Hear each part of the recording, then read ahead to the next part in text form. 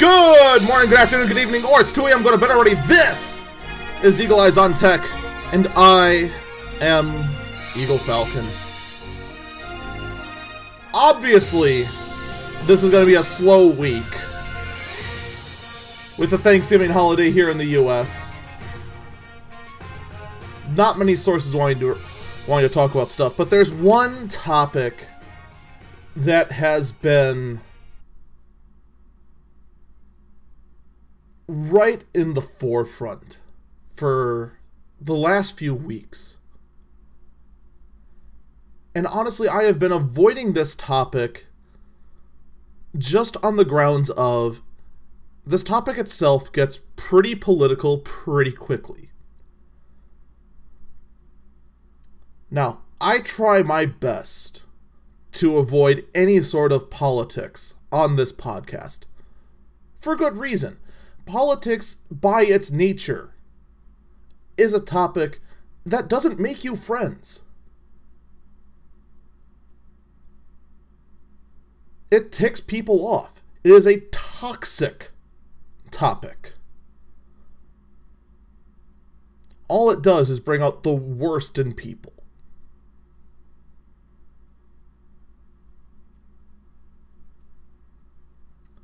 But this whole discussion about fake news is becoming insane. Straight up. The nature of the internet is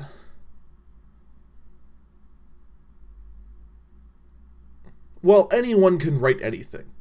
That's how it's been from the get-go. However, everyone has been talking lately about these various blatantly obvious bogus news stories appearing on sites like Facebook or on Twitter. And it's now being treated like it's some sort of huge problem.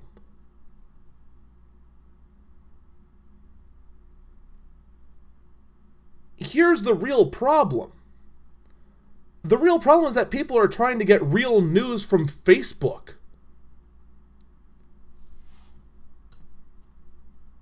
Facebook, by definition, since day one, has been an outlet to talk to friends on. To communicate with family, to organize an event. It is called social media because it is just that. It is media in which you are social on. It is not a news source. It is not CNN. It is not NBC. It's not even Fox.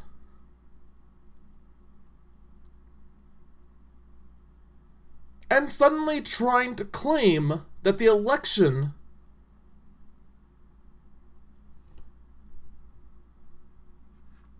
ended up the way it did because someone saw a obviously blatantly bogus headline on Facebook is ridiculous.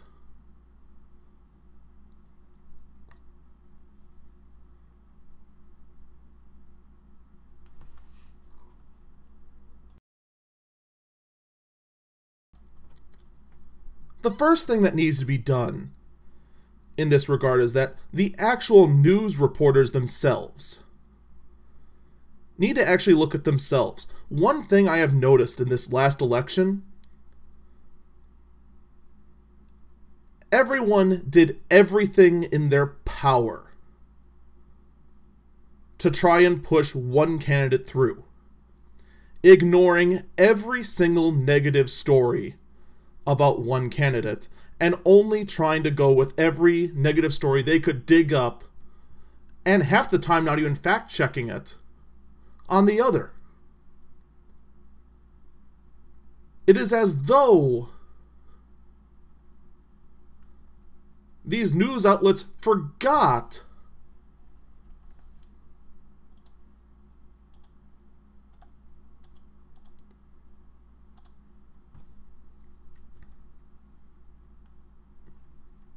that there were two sides to every single issue. And then it's also as though they forgot that both of these candidates this year were terribly, terribly flawed. If you looked in this last US election and was hoping to find any sort of grand savior, any sort of candidate that would have been the perfect, obvious choice, you aren't going to find it.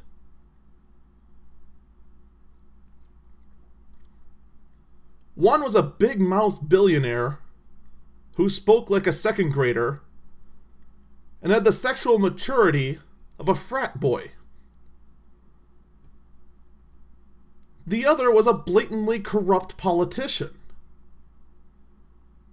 And it became even more and more and more blatant how corrupt she was as more and more actual hard evidence leaked out from a black hat attack.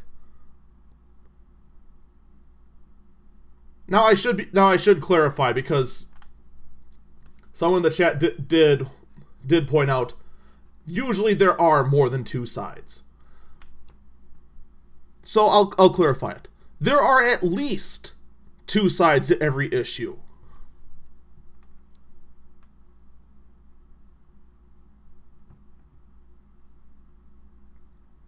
To simply ignore one or more sides, or just pretend there only is one side, is silly.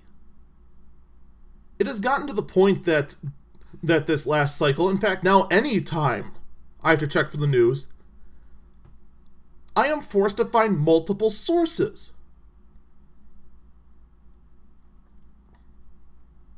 And this is a practice I encourage all of you to do.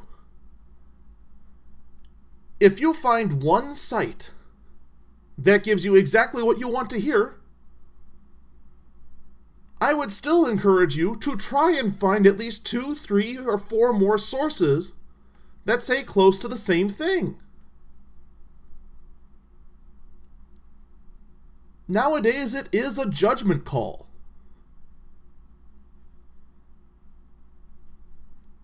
Because even the mainstream outlets have shown they have a bad habit of only wanting to talk about what they want to talk about.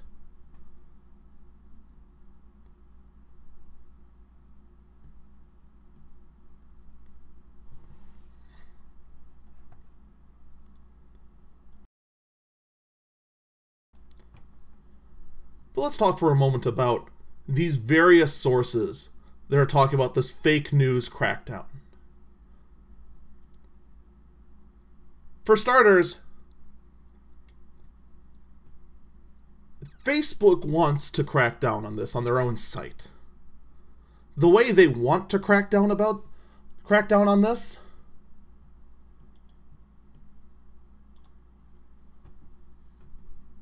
is having the users be the fact checkers.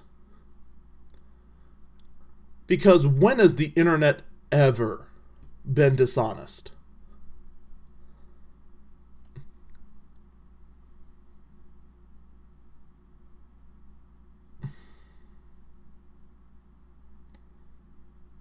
Look, here's the bottom line. No matter what you do, it's going to be a judgment call. And if you get your news exclusively through any sort of half-baked outlet, like Facebook exclusively or Yahoo News exclusively, well, first off, you use a source like Yahoo News, check to see what source they're using, because all Yahoo News does is just take news from other sources. I can't tell you how many times I've heard, oh, well, I saw that so-and-so uses steroids and it was on Yahoo News, so it must be true. What source they use? Oh, Al Jazeera. For the love of God.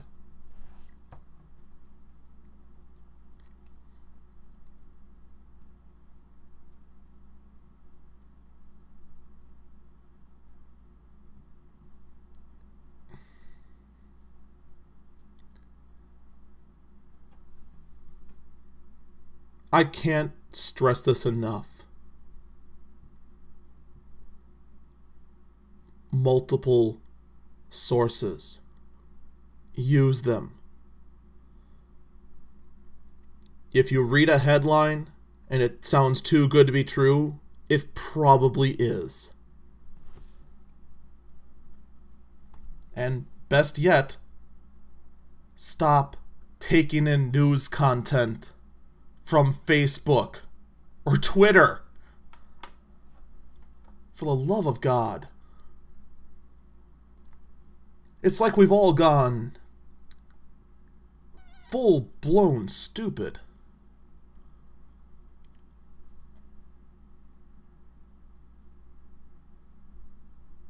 And don't think it's just Facebook talking about this. Everyone, literally everyone, is talking about it.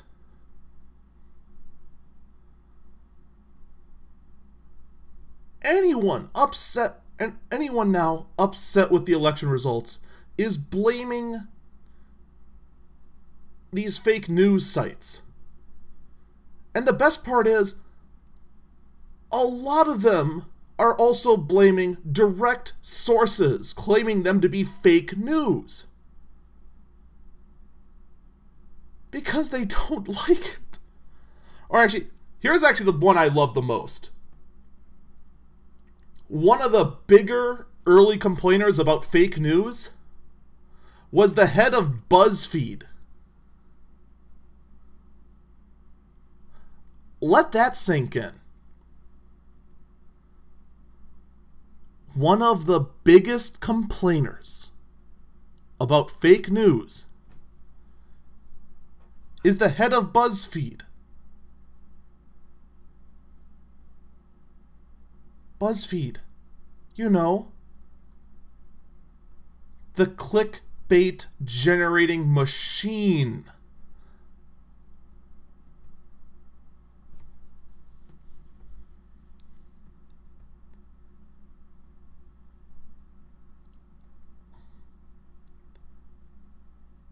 This has been a story that's been a long time coming.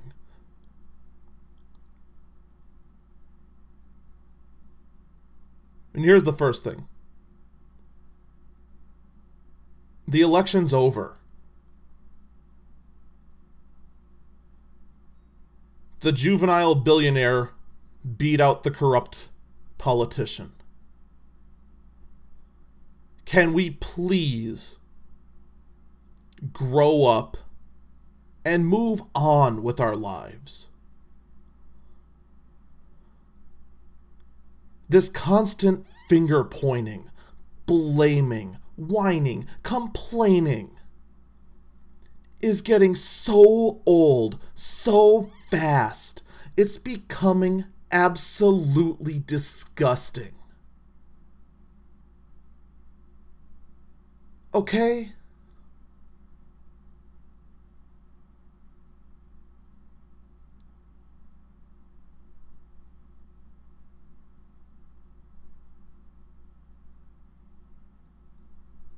You don't need to go ahead and try to find some magical scapegoat to complain about why one bad candidate lost over another bad candidate.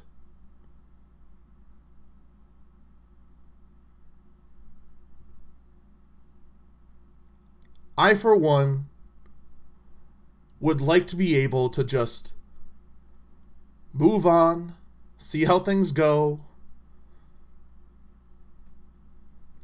and if things start going south, then call your representative.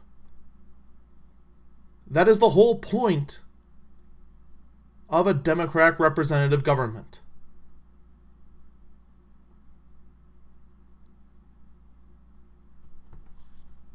For the love of God. It's just getting obnoxious. Alright. That's been a long time coming. That's going to be the end of anything I talk about remotely political for a very, very, very long time.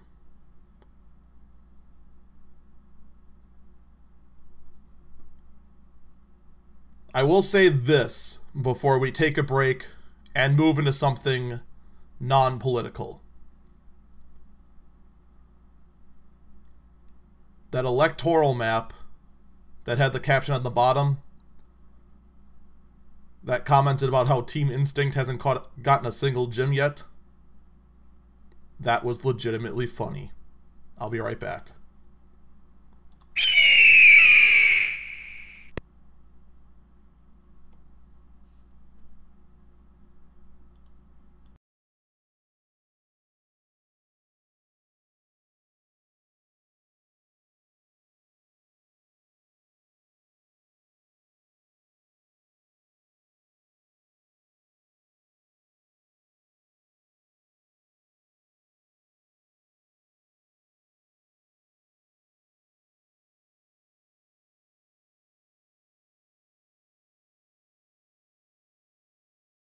How did I end up here? Welcome back, Eagle Eyes on Tech. I'm Eagle Falcon. Alright. So, last night, I actually probably should talk a little bit about how this discussion came up.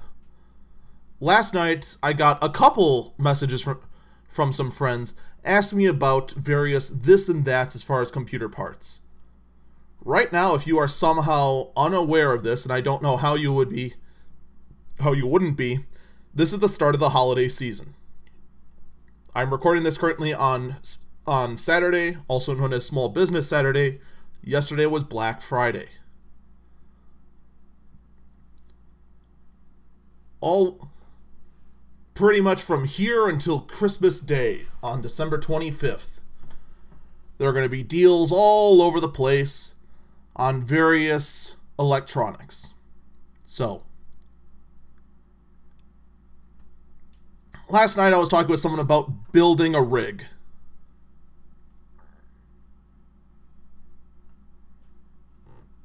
So let's talk a little bit about some what to do's and what not to do's. For starters, if you're listening to this right now and you have a tech head in the family and you want to try and get them some new shiny computer part, do yourself a favor. Unless you know exactly which part they need, and I mean exactly, just give them an Amazon or Newegg gift card or Tiger Direct. One of the three. Amazon's probably the better way to go.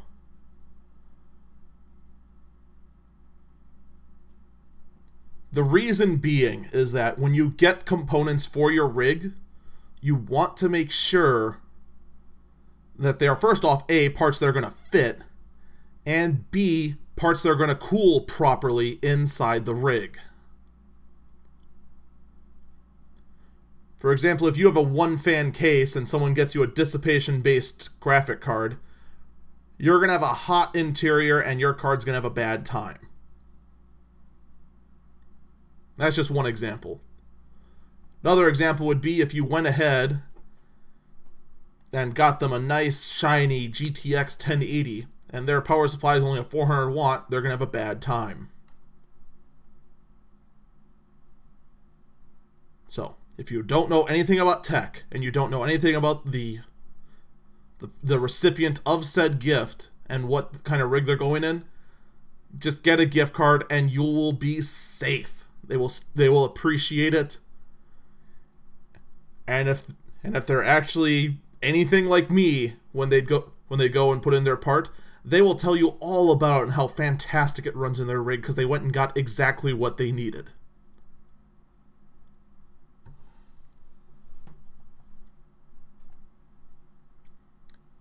All right, that is the number one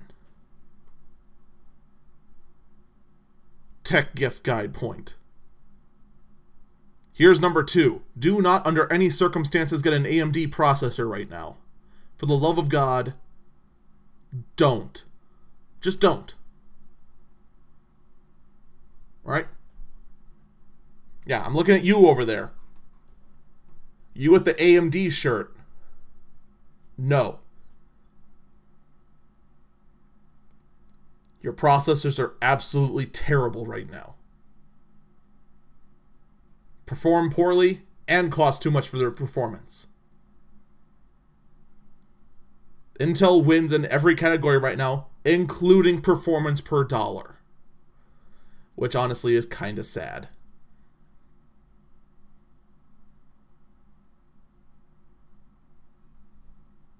Now, I want to clarify, this is only talking about the CPU. AMD GPU is fine-ish. But the CPU, no. They're just, no. I think GPU-wise, the only one that's worth anything is the 480. And even then, you might be better off going to an overclocked 1060 in some cases. GPU is kind of a rough one to figure out.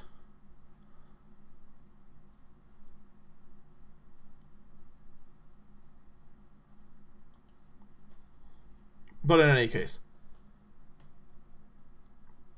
let's also quickly talk power supplies, because this is one that's not talked about enough.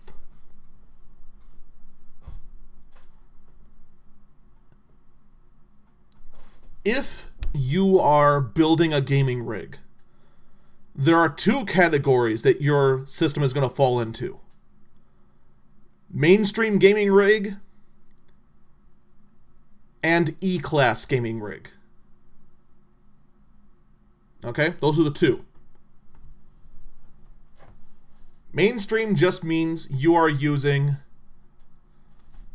the mainstream socket, which in Intel's case right now is LGA 1151.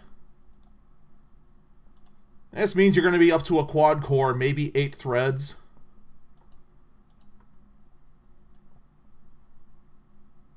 And that's about it. If you are going with an E-class, you are looking at the LGA 2011 V3 motherboards. If you are building a mainstream rig, 600 watts is about what you want.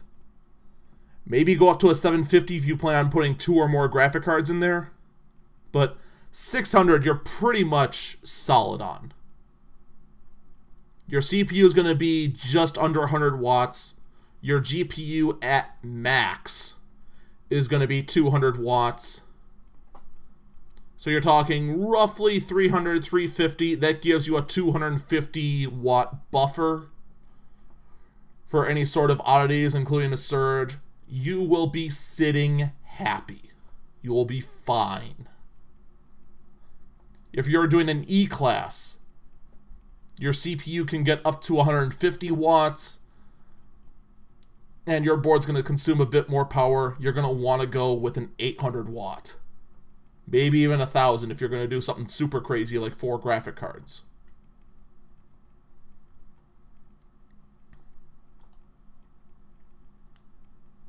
Alright, so now that we got that out of the way, also do not go with a super cheap uncertified power supply. Minimum you want bronze certification.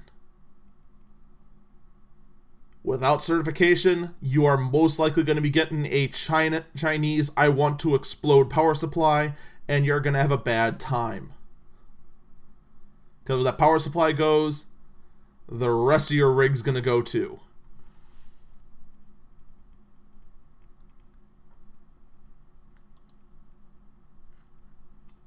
Alright, so let's talk about the case for a minute.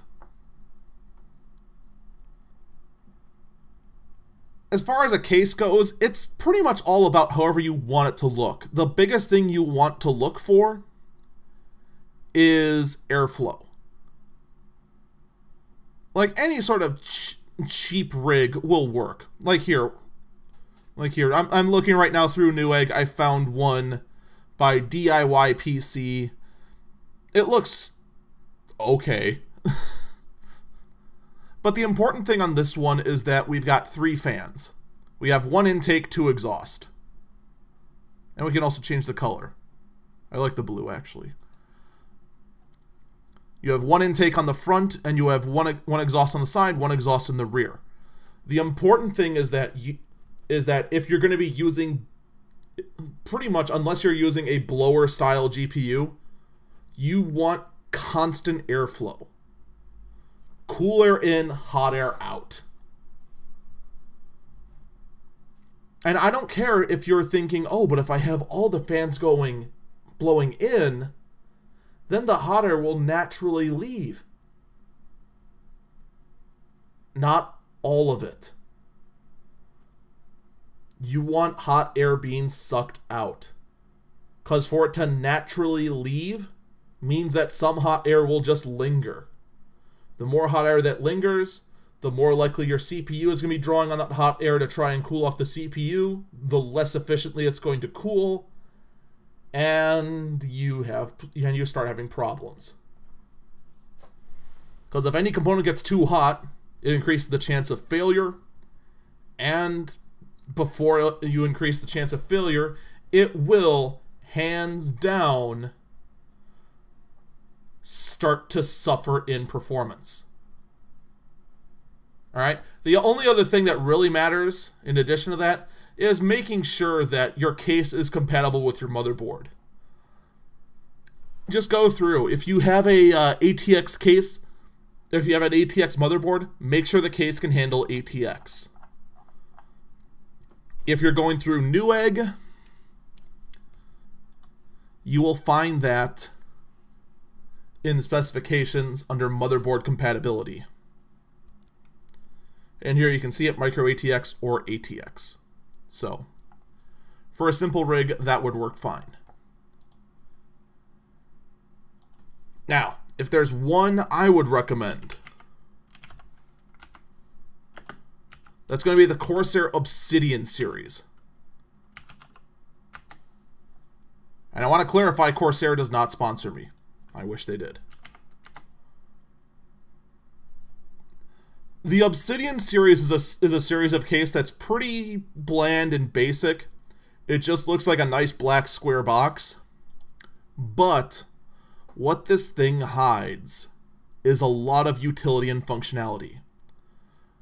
On the front, you'll notice it has an open gap around the edges. This is all for airflow intake. And then actually that one panel is removable for an easily maintained air filter, which for some reason here on Newegg they are not showing. But trust me, it's there.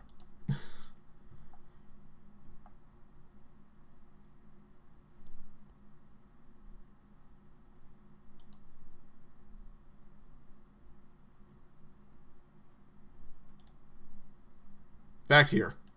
Here, I've got one on the full-size case. You can see when that front panel is removed, there's your air filter, and there is your two intake fans. Now, just to show how this is done, we're going to go ahead and actually build a rig right now. Kind of. Just to show you the kind of fun things you can do, we're going to go with something like this. I'm going to be using a Corsair Obsidian 250D. This is a ITX cube. Actually, no, we're going to add that to... No, yeah, we'll add it to a wish list. Why not? All right, after that, let's go find some motherboard. In the ITX world, you can only use mainstream processors. You can't go enthusiast level or the E-class, which is fine.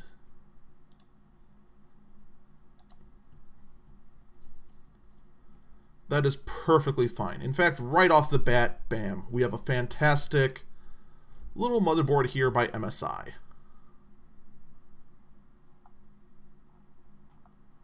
MSI as of late has actually been a lot better than they've been in the past. If you went to MSI like 4 or 5 years ago, they were notorious for failure. But they have improved themselves quite a bit. Kind of like how Samsung needs to after they just went and released an exploding phone. Hint, hint.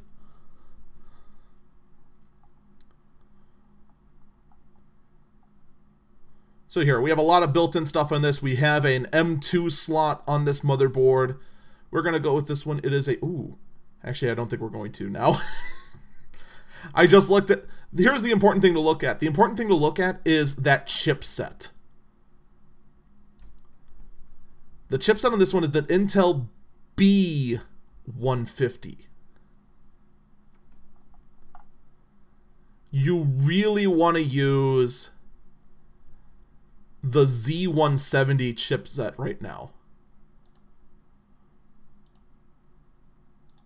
That's the highest end one. And you really do kind of want to just stick with that. Now, we could go with this one right here, the Asus ROG Maximus. This little mini ITX board, that is currently top tier. But that's $224, so that's going to add a lot to our build, and we don't want to do that. A better option, actually, surprisingly, is this guy right here. For this build, we're going to go with the EVGA Z170 Stinger. Currently on sale for $135. And if there's one thing EVGA does well, it's making overclocking brain dead simple. Now, unfortunately, on this one, we lose the M2 slot. But that's fine. We're looking for just a cheap little mini game console sort of thing, so we're going to add that as well. Now, after that, make sure you keep your motherboard page open. And you want to have that spec sheet up, because when most people just think of the motherboard as just kind of, oh, whatever, we'll throw in anything. The motherboard is the computer. The motherboard, when push comes to shove, that is the heart of the rig. This is why you don't want to skimp. This is why you want to make sure you have the most features on that chipset. This is why we made sure we went with a Z170 chipset and not that B150.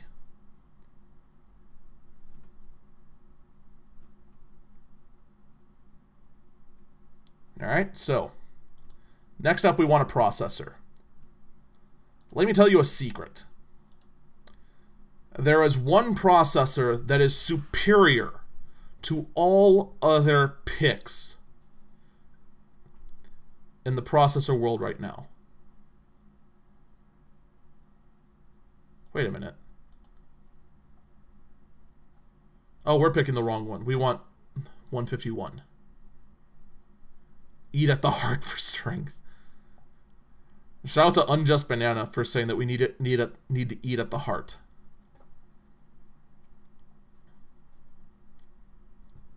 All right, so we're gonna go with the LGA 1151. That is the current stuff. That's the Skylake processor, 6th generation.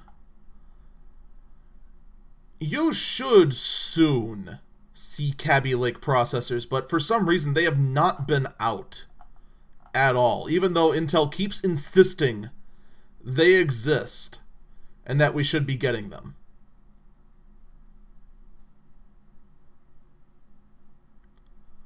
Now, here's the dirty little secret.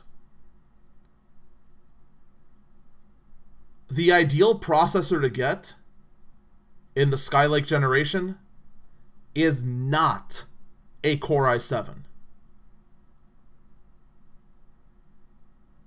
Confused? Let me show you.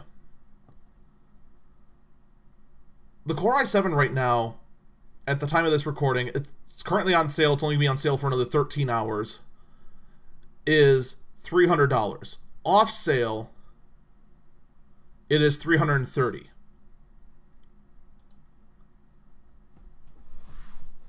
Alright, now by going for that one, you end up with a quad-core 4.0 gigahertz processor, but it is much harder to overclock it because it has hyper-threading. Now, if you plan on doing video game streaming as an all-in-one sort of setup, go with the Core i7. Because those extra threads from the hyper-threading will be essential. if you're just making this for a gaming rig, which is what our current rig is going to be, you want to go with this one, the highest end Core i5. In this particular case, it's going to be the i5 6600K, and you want to make sure it has that K. This one, because it's a K, is unlocked and easily overclocked. On sale for $219, off sale $249. Yikes.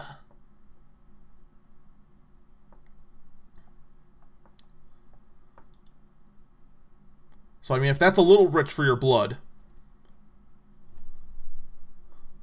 you might be better off going down to maybe the i5 6500. You won't get as good at overclock, but that might be the way to go. But you know, we're building for now, so we'll use the i5 6600K.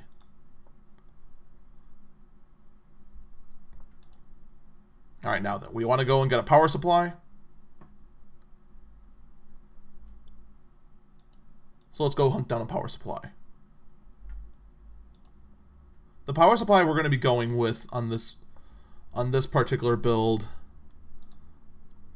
I'll go with either Corsair Thermaltake Rosewell or EVGA. And this one, feel free to just enable power search.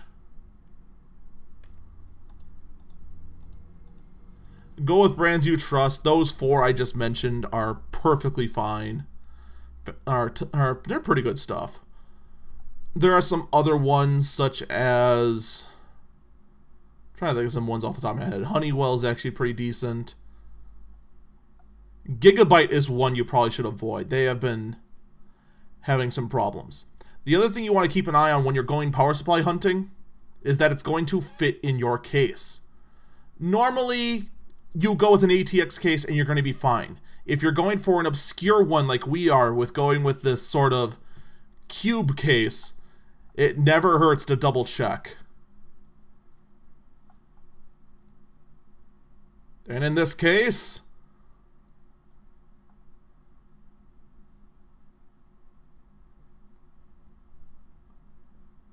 it's not saying.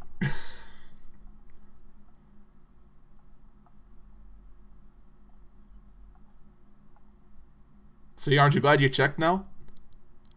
Okay, it does say in the description, even for a full-size ATX power supply. So, we can be good as soon as I find which one, there it is, by checking ATX 12 volt, this ATX 12 volt, and this ATX. And then remember what my guidelines were before. Mainstream, 600. Mainstream, you want to go with something like 600 watts, maybe even a 700, maybe even a 700. So, and then also in this case, I want to, you want to try and add full modular.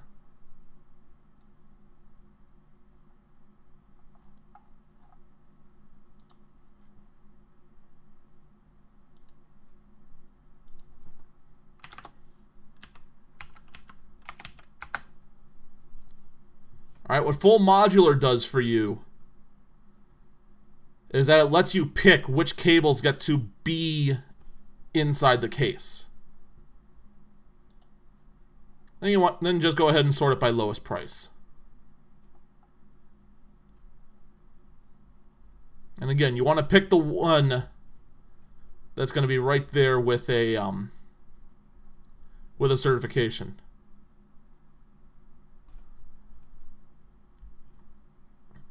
And currently, by some miracle, I don't know how, this Rosewell actually fits the bill very nicely. However, I can get it down to 600 watts, so I will. Wait a minute. Okay, never mind. It's cheaper as a 700 watt, so we're going to go with that.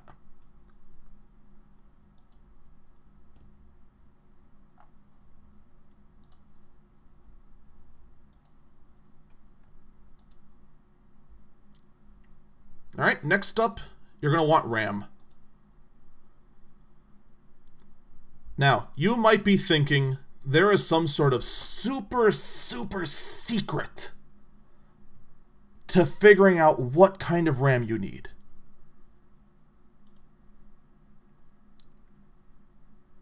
And there's just like little bits of this and that and the speed they run at.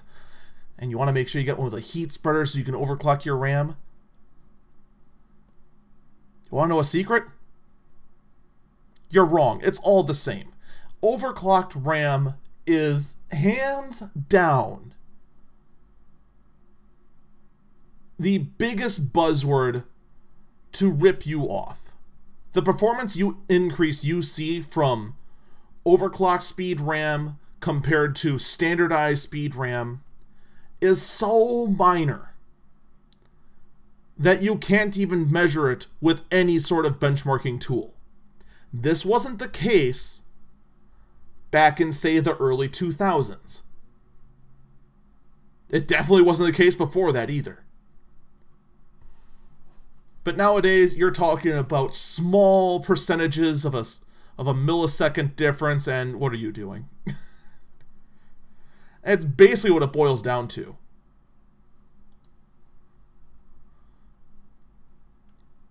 Alright, so, you look back at your motherboard, we have 2 slots, DDR4 up to 3200. So, that's what we do. DDR4, 3200, apply.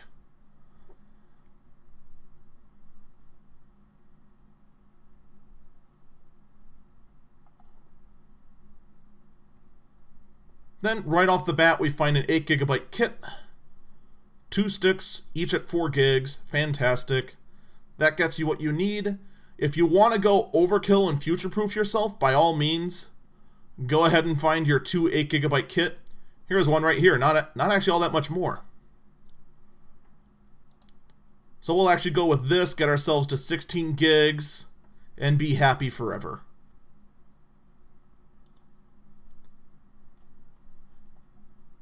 Unjust Banana in the chat wants to know if I've heard of overclocking monitors. I have. And it's special, to say the least.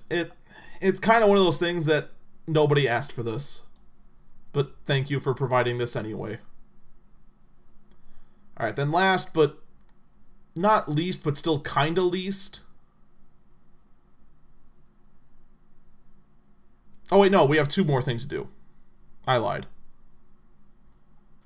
First, we have to get a SSD. SSDs actually shockingly have gotten pretty cheap. We're just gonna grab one at $50.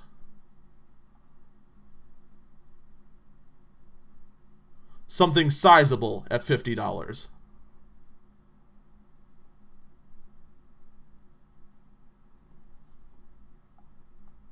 Don't worry, I haven't forgotten the GPU. I mean, I did when I said last but not least. I did forget about it then, not gonna lie.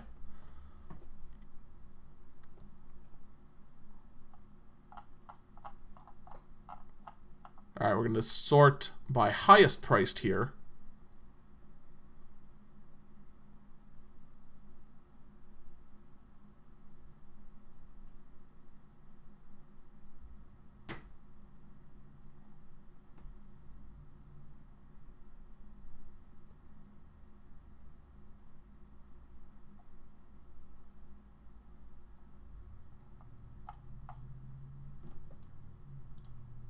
Alright, well, I'm going to actually be stunned at... We actually have to go up a price tier. We have to go to 50 to 75. There we go. Now we're starting to see the 256s.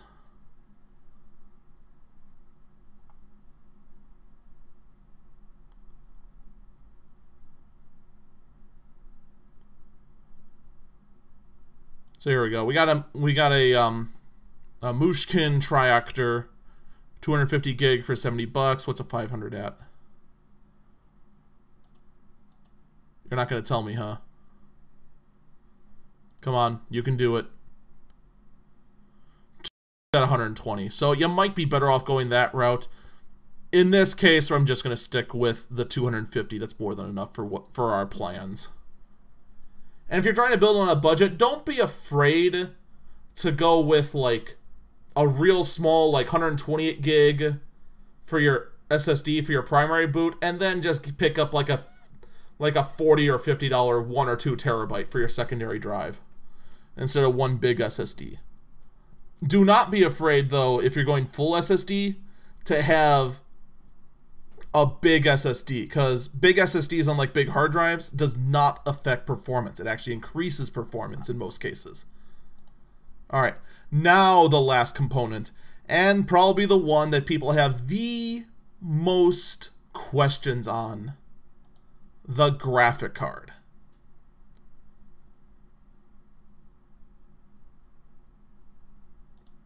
Alright, so in this case we're going to go with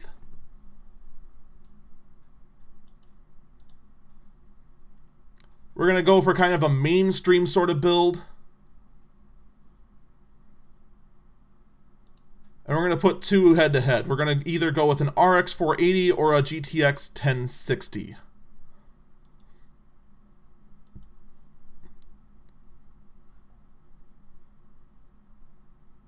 Yikes.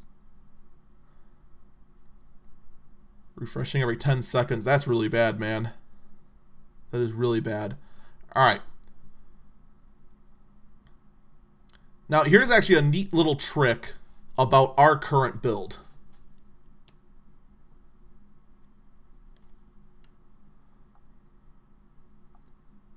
And these are the sort of details you want to keep in mind when doing your build. Our case, if you actually look at where everything is mounted, and this is actually why I love the Obsidian series, where the graphic card is going to go, the fan intake is going to draw directly from the outside air. Alright, because the fans are going to be pressed up against the left side. So it's going to draw in from the outside. It's not going to draw in from the case air, which is fantastic. So ideally what we want to do, we want to try and find a blower style cooler. And here's one right here.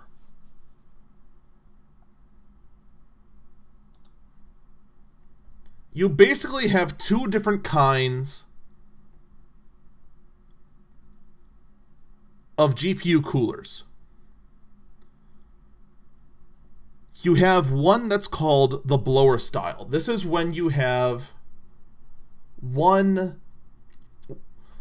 squirrel cage fan at the far end of the graphic card, and then this thing forces air through the entire card, which is then the rest of the card is just a giant heatsink, and then the air is pushed out of the card and out of the case. With the case design we have picked, which is why I love the Obsidian series, especially this particular small case, it's going to draw in cool air from outside and then push the hot air directly out of the case. This card will not heat up the interior of the case at all. These are the sort of things you want to keep in mind. Whereas these other cards, all of these other ones that have the fins on it, I'm going to grab this one, the Power Color Red Devil, another RX 480. Whoops, I grabbed the wrong one.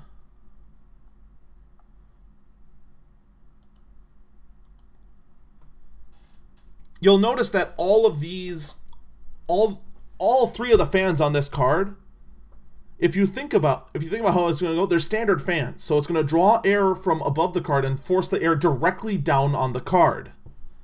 This means that the only place the air has to go is off those fins and then into the case. So the interior air of the case is going to heat up. This is why I said earlier, when you're picking a case, you want one that has good airflow, especially if you go with something like this. These exhaust ports you see on the back here, they do almost nothing because all the air is going off the sides of the card. You can even see with the direction the fins are going, because they're going across the width of the board, not the length, the air is just going to go above and below the card. They're not going to go anywhere near those exhaust vents. So the only time you want to go with one of these cards, even though they cool much better than the blower style, is when you have good circulation within the case. For our build here, this card here with the blower style makes a lot more sense. So we're going to add that one. And in this case, it is an RX 480. You could go with a GTX 1070. And right now we're sitting pretty good. It's going to be a $900 build, and it's going to be a nice little compact case. Now, of course, you do have to include the cost of the operating system, unless you have a spare license laying around. Sometimes you do, sometimes you don't. That all depends on how you're doing it. But you are going to want to get a system builder copy of Windows 10, and that's going to be about $100. So there is that. And, you know, always feel free to just kind of go down. You saw plenty of areas where we could have gone lower on, like, the processor. Could have gone down to, like, a 2.7 gigahertz quad core and then up overclocked from there. You know, there's all sorts of this and that you can do. But right now, we're looking at a pretty solid, pretty nice compact build. And granted, you are also including this particular build that I just talked about at the time of recording does have 10, 20, 60, 90, $135 worth of savings because I'm doing this build on Small Business Saturday, which still falls under the Black Friday sort of weekend. So there is that to consider.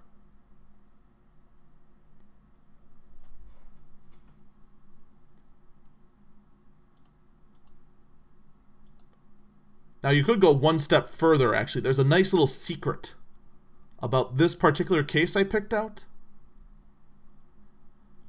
You can mount water cooling in here.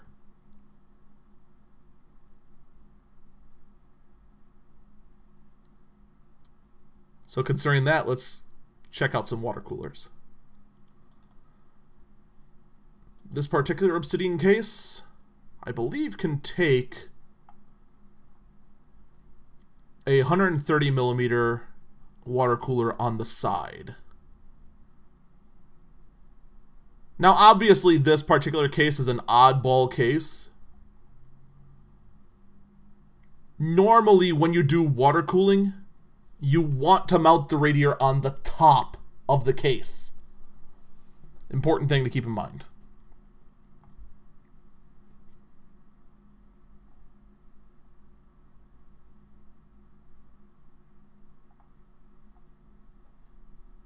Oh, this particular one does not want to give any details.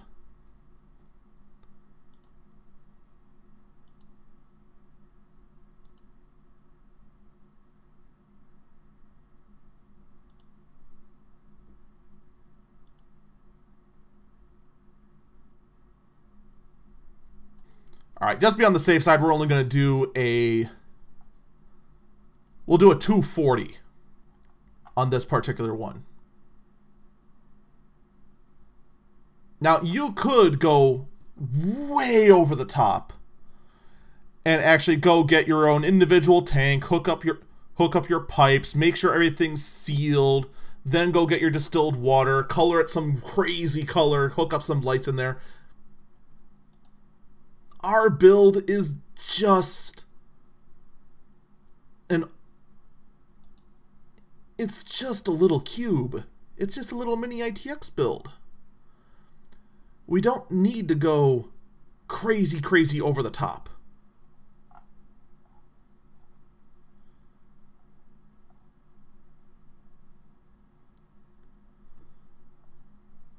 So we're going to go with an all-in-one sort of setup. One thing that is extremely important when you're doing this, and this definitely applies when you're shopping on Newegg, look at the reviews. The important thing you want to look for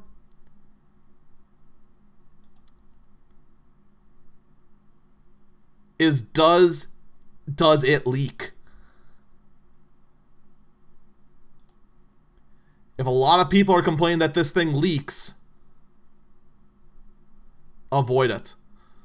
Like right off the bat here, we notice 43% positive, 33% 1 star. 1 star.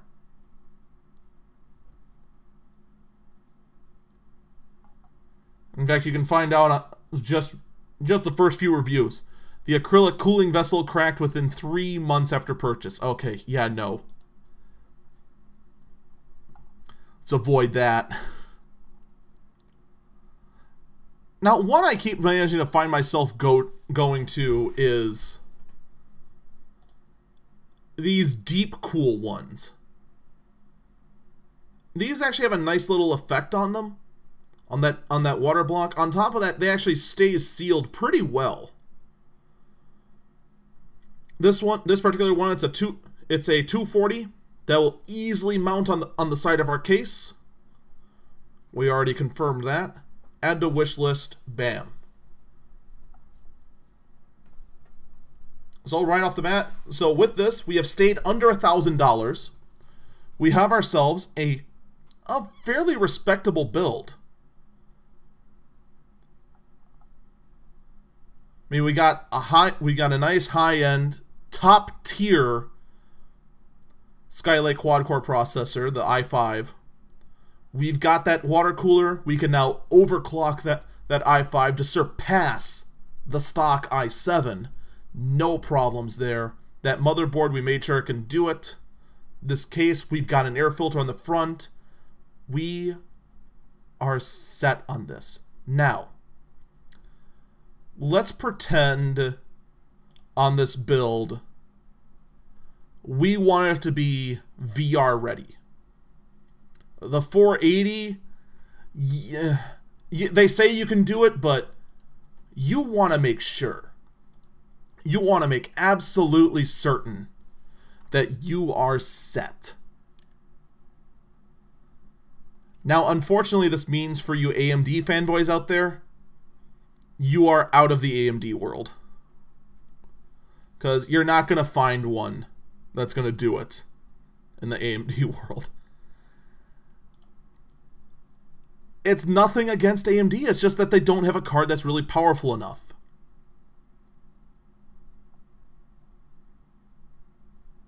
So you want to go 1070 minimum, sort by lowest price, and again, we want to try and find one that's a blower. Oh, here we go, right here.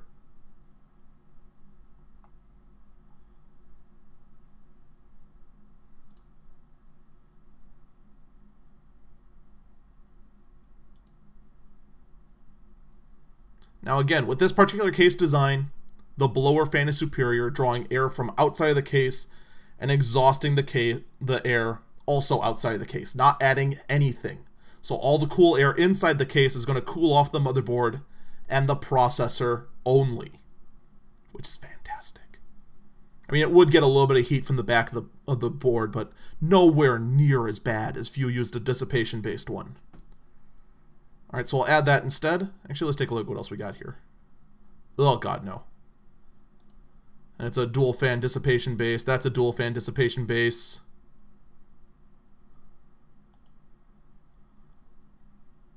That's just a mess. Yeah, we'll just stick with that. And actually, just to check, let me see if I can find one that's... I'm going to have to back up through all of those I just looked at, aren't I?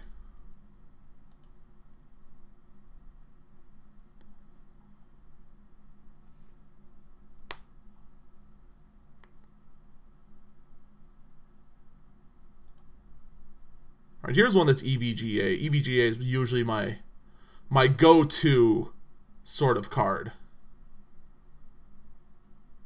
Oh, as much as I'd like to have that Founder Edition one, that's too expensive. So here, we're going to go with this one. Again, nice overclock. And because of the build, you can safely overclock the card a bit. Not as much as you could if it was a water cooling based one, obviously.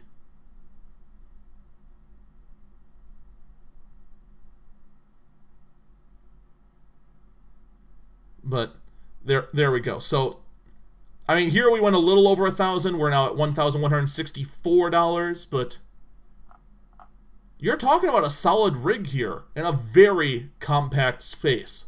So, that's going to do it for me today. Please, if you do have any questions about building, I'd love to build these sort of rigs, plan them out, refurbish them, whatever it may be. Feel free to give me an email or a message at eaglefalcontech@gmail.com. Thank you for listening to me. Next week, we will be sure to actually have some tech news to go through. We will see you next week. Take care, everyone.